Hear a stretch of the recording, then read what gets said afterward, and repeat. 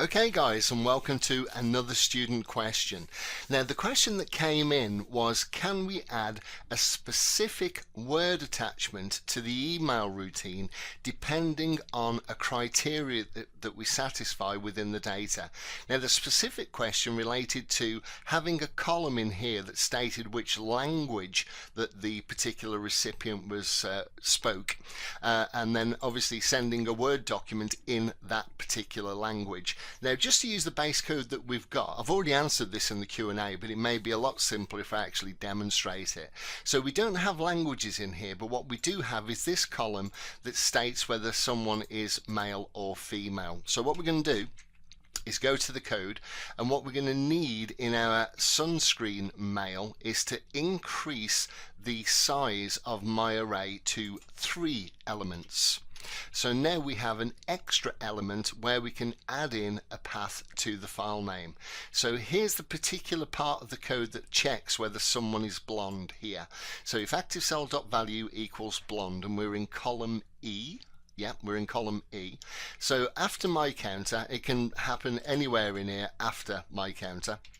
I'm just going to paste in the code that I added in the Q&A section. So what this does is it gives us 2 logical tests. It says if the person is male, add the path to the male file name. Now I have a folder on my desktop called new folder, and inside there I have 2 files, both just empty text files. One's called male.txt, one's called female.txt. So what we're going to say, remember we're in column E, if the active cell offset 0 minus 3, so we're in column E, so it's going to be looking not there, but here. It's going to look in the column where we have our sex declared. It's going to say if the active cell dot offset minus 3 value equals male, then my array, my counter 3, that's our new third element, equals and the path to the male file. Then it's going to say actually if it equals female, then add to my array, my counter 3, the path to the female file. And now all that remains for us to do is just copy that there. So Control and C, copy, come down to our emailing routine, and here we have this attachments.add, which we've remmed out in the past. So I'm just going to unrem it. I'm going to delete all of this code here, and I'm just going to paste in that my array, my counter 3.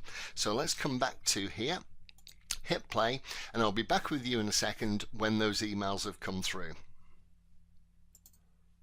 Okay, there we go. So the emails are now through. So we have Annabelle, who has a female attachment.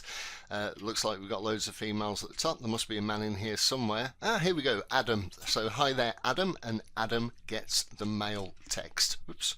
So let me just close that. Okay, so there you go, that's how you do it. Now obviously you can have as many logical tests as you want. So if you are testing for 5 different languages, then just have 5 logical tests and assign the appropriate file here in the path name. Okay, I hope that helped, and I'll see you in the next student question. Have a great day. Thank you.